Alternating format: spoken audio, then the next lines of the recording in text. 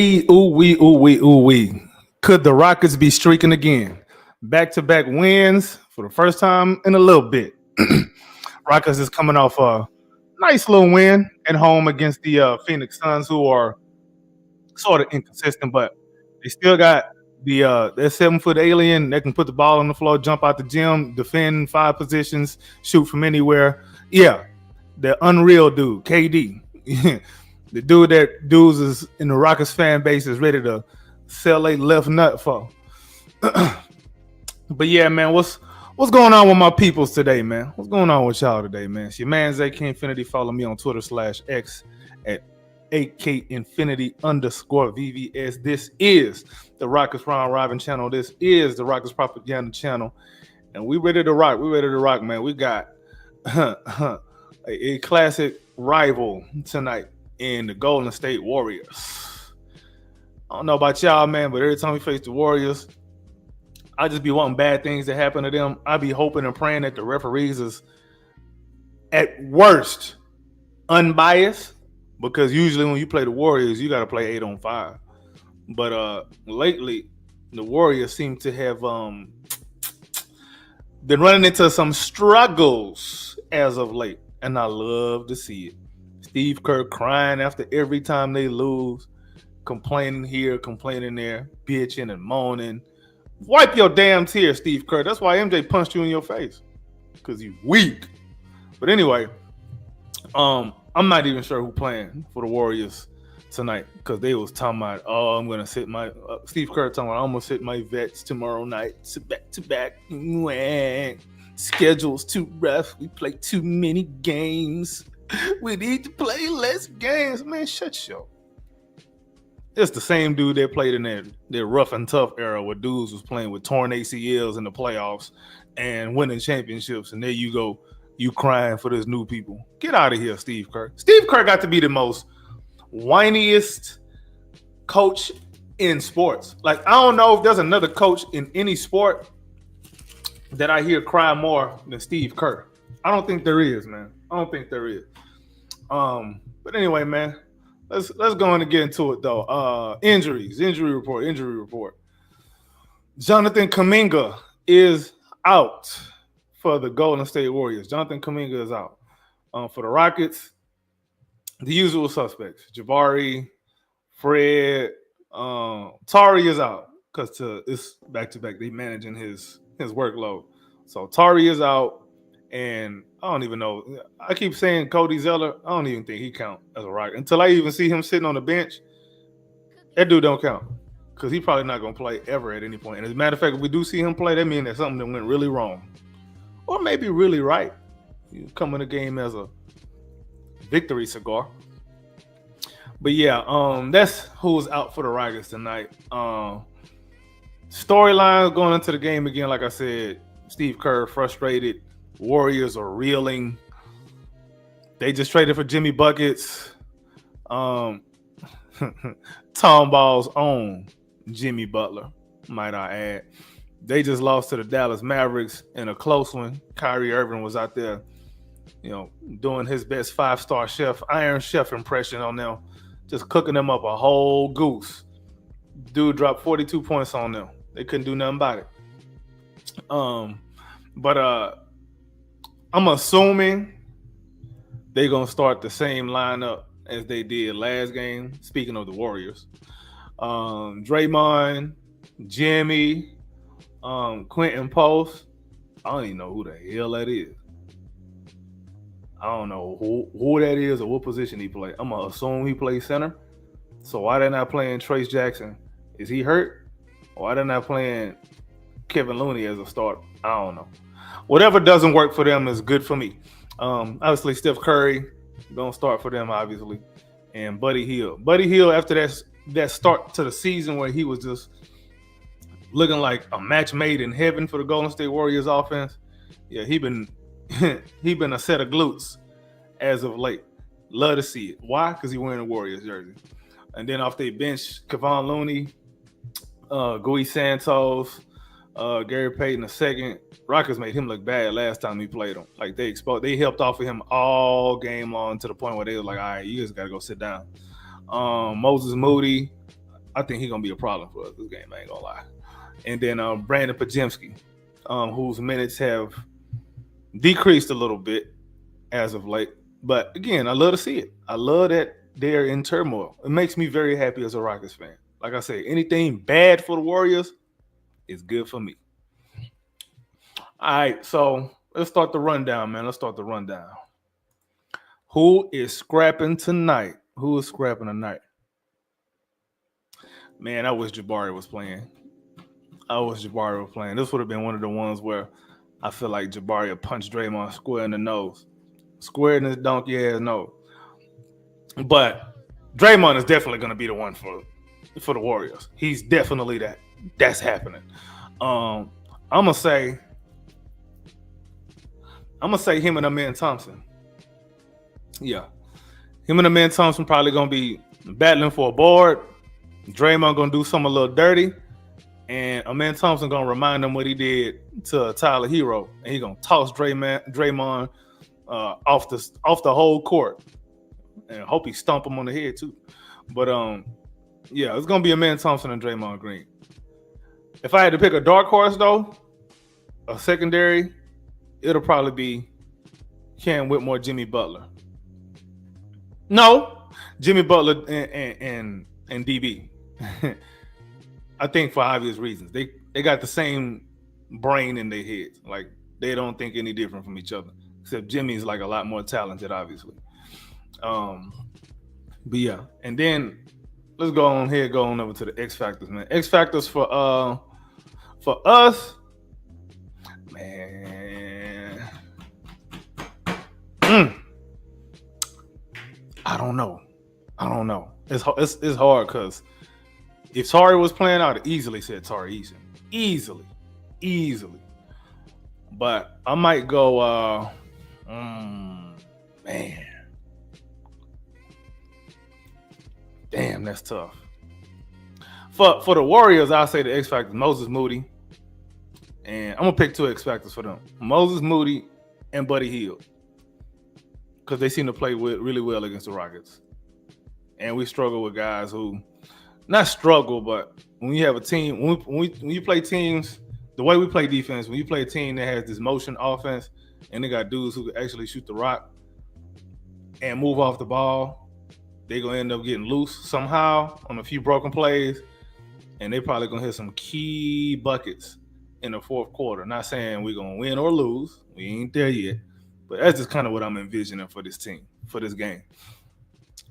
Now, for the Rockets, on the Rockets end, man, ooh-wee. I'm not even sure who's going to start. But I'm going to go out on a limb. I'm going to go out on a big-time limb and say Reed Shepherd is going to be an X factor this game. I say it. I keep saying Reed Shepherd being an X factor just because I just feel like at some point he's due. He due for playing big in a big game. He's due for it at some point. And I think that's going to be like a game that catapults him the rest of the season. Maybe this is just me coping because I love me some Kentucky guards. But this is probably going to be the night where Reed Shepherd starts to put it together a little bit. He's going to start to put it together a little bit. Now, I'm not saying he's going to go out there and drop 20 points and five dimes, but maybe a little 12 points, hit 4 big three-pointers, maybe something like that. Probably get like a key steal, probably take like a key charge, something like that. And if I had to pick another X factor for the team, I'll probably go with what up, Scooter? He said Reed still not convinced me. I understand. Like it's not like you not justified for thinking that, honestly. I get it. You're not wrong. But Jay Sean Tate will probably be my second X factor for the team.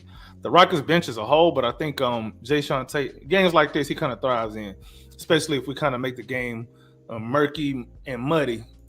Jay Sean Tate shines in games like that. I would be happy if Reed is successful. Of course, all of us would, except people who care more about narratives than the team winning.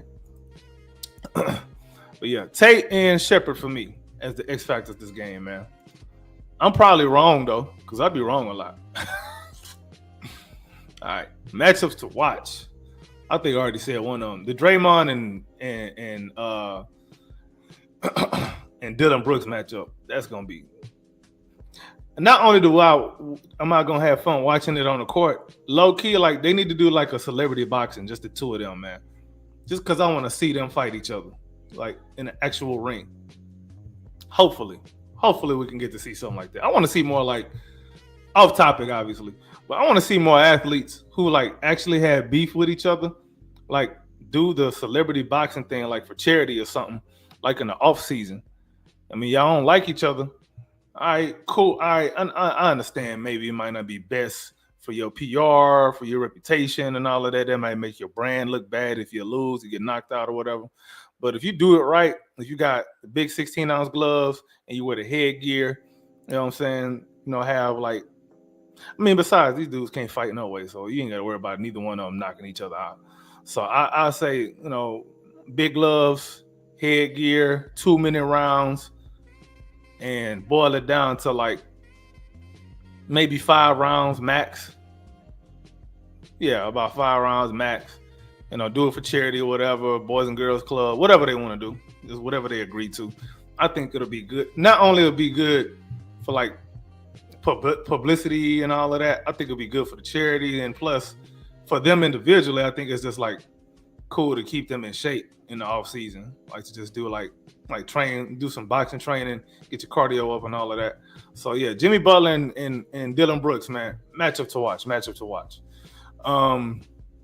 Another matchup I'm really gonna be paying attention to is whoever is guarding Şengün. Is it gonna be Draymond? Is it gonna be this Quentin Post dude, or is it gonna? When we already know what time it is when Kevon Looney come in the game. When Kevon Looney come in the game, just don't expect nothing from Alfred Şengün. I don't know what it is. Kevon Looney is like a brick wall, man.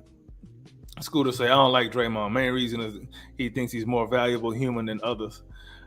Draymond is probably a more valuable donkey than a human. As you can see. Everybody know me, I don't like Draymond. I don't like dudes like that.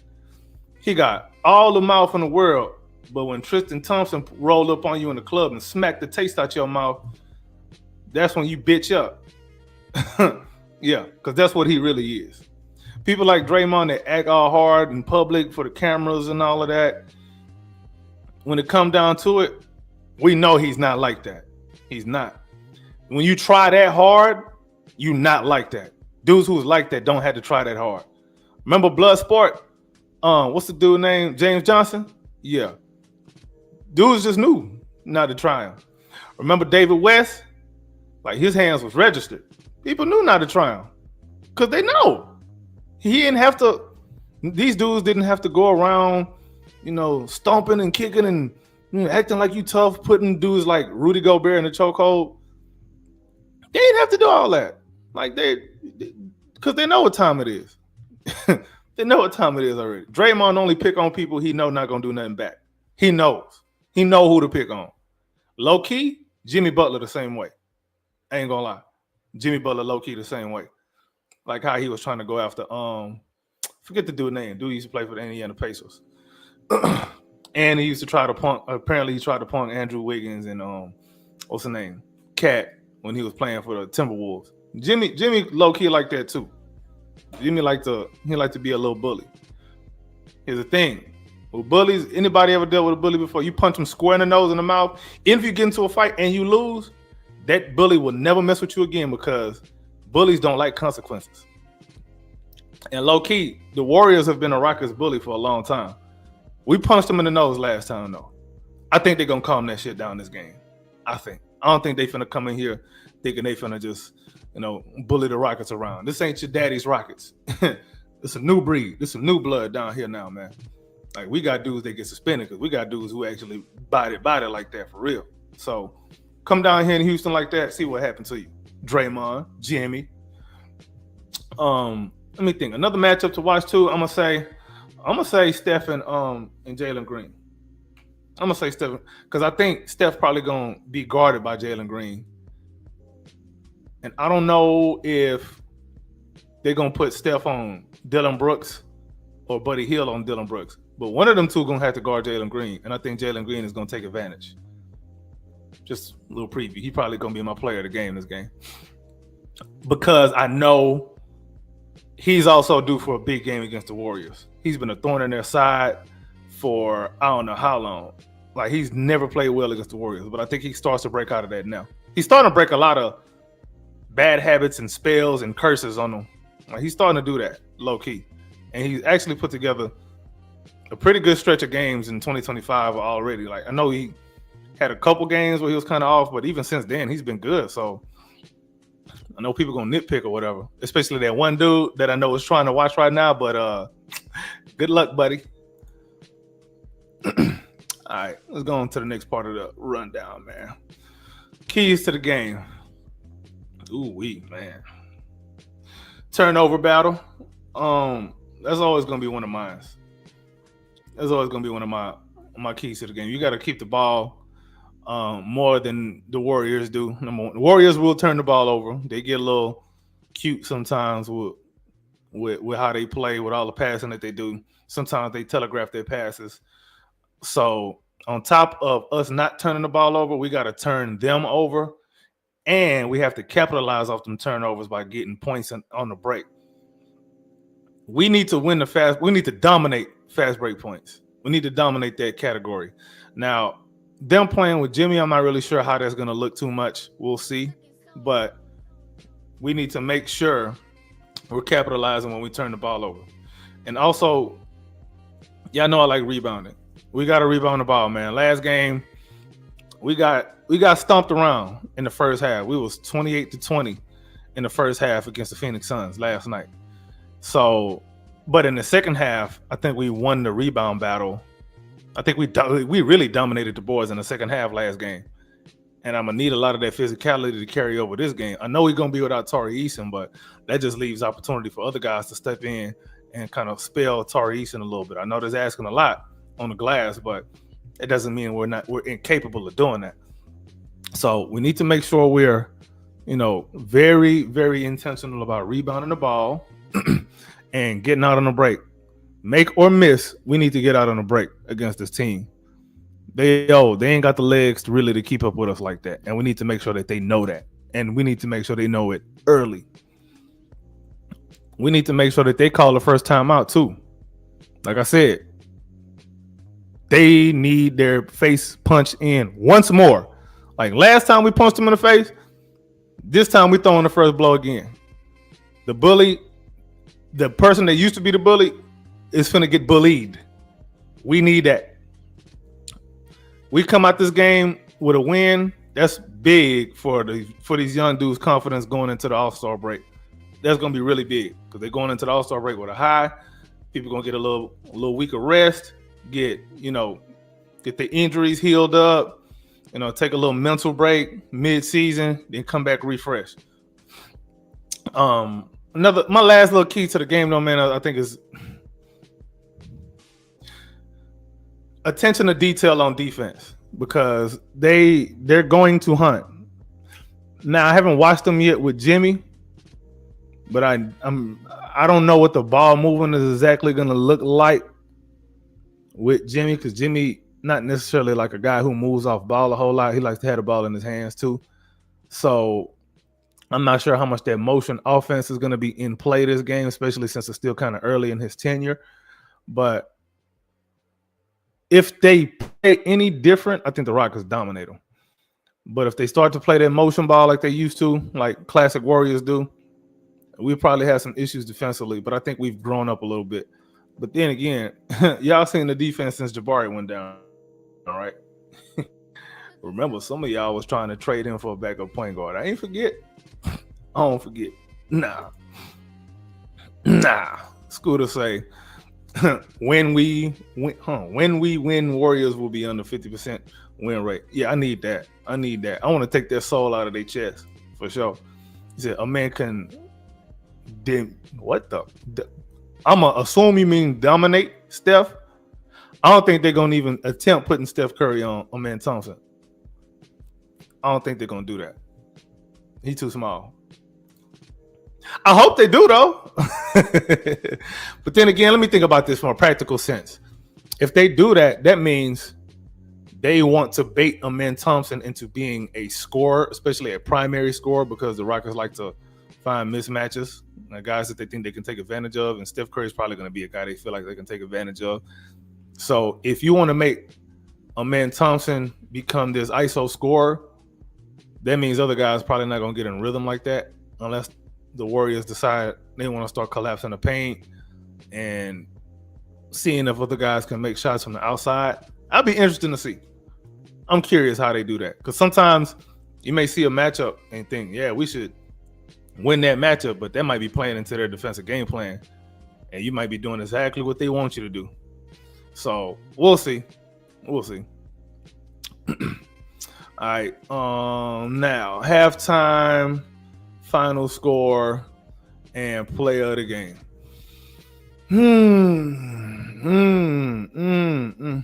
The last time these two teams played, it was a brawl.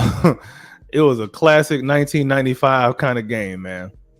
Bunch of defense, rebounding, physicality, just good basketball. And we ended up pulling that game out, and it was close. Every game we've played them this season has been close. I don't think it's going to be very different this game. Yesterday I said the Rockets was going to be up 48-46 at halftime. That's probably a little low.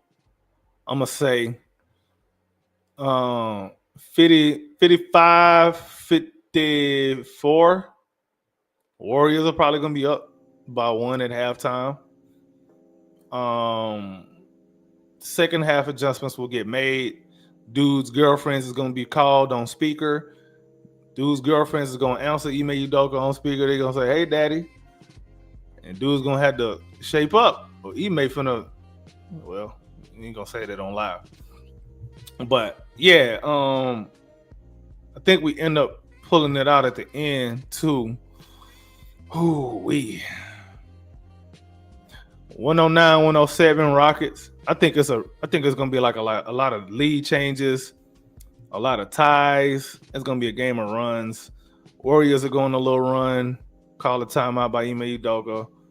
We gonna go on a run. Steve Kerr gonna call a timeout. I think it's gonna be one of them, because the teams just kind of seem to do that with each other. Now the tricky thing though is Jimmy Butler. That's the tricky thing, because I'm not sure what they will actually look like with Jimmy Butler, because he will change the dynamic of how they play. He's not a three-point shooter, so that's one less guy you got to worry about closing out on at the three-point line. I'll let him. You can shoot your threes, bro. If you make them, good luck to you. Salute. But you better make them. So, I don't know. Player of the game, like I said, I think it's going to be Jalen Green this game. I might be very wrong about that, though, man. I'm not going to lie. Because, like I said, he plays his worst against the Golden State Warriors. But I'm going to go out on a limb. Jalen, don't make me look bad, bro. You make me look bad, we're going to have a conversation. And it's not going to be a nice one either. Yeah, Jalen probably going to be player of the game this game.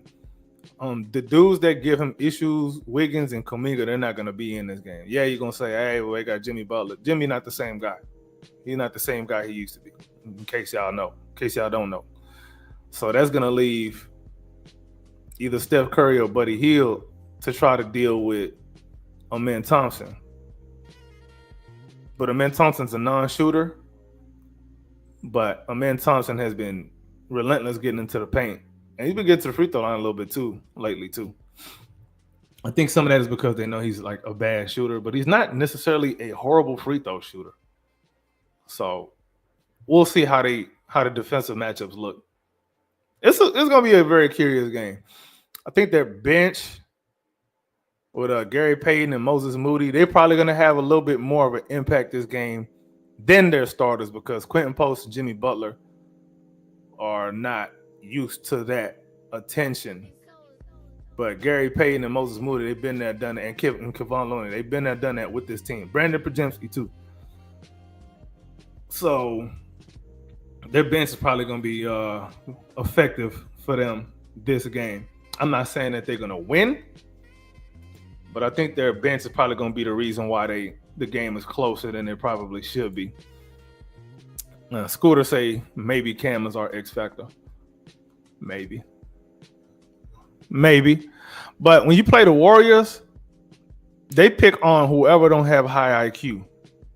I'm not saying Cam is stupid, but he don't play basketball from the neck up. He played from the shoulders down, all physicality, all gas, no breaks. And guys who play like that against the Warriors typically don't look good, which is why Jalen a lot of times doesn't look good against them. Jalen got a little bit more high of an IQ than Cam does, but all of that too is because he's older. He's got more NBA experience, and he's been in more high leverage games than Cam has, obviously. So by default, he's going to be a little bit more prepared for a game like this. But then also, Tari Eason, man, he's not playing, so I can't even bring him up. We'll see, man. I don't know how this game gonna play out. I'm thinking we're gonna win because the Warriors are like trending downward. Even with Jimmy, they still trending downward to me. They're on the second night of a back-to-back. They're older than us. We're younger than them. We're also on the second night of a back-to-back, but we should have the legs to do it. We got better. Well, I wouldn't say we probably got better depth than them. We got better depth than they do. Even with Kuminga being out, I think. And we got a bunch of people out. I think we got better depth than they do. I might be wrong, but again, you don't play the game on paper. You don't play it on a spreadsheet. You don't play it on the calculator. It's played on the hardwood. Man. So, man, y'all let me know. Y'all let me know in the comments down below. I'm finna go ahead and wrap this thing up and get to it, man. But if you still watching with me at this point, that means that you like what you heard. So go ahead and hit that like button, comment, subscribe to the Rockets Round Robin channel, subscribe to the Rockets Propaganda channel. Probably be back at halftime. I may or may not. I don't know yet. It depends. But I'll probably be back on the halftime. Make sure you tune into that for the halftime show. This is your man's AK Infinity. Follow me on Twitter /X at AK Infinity _VVS. And we out.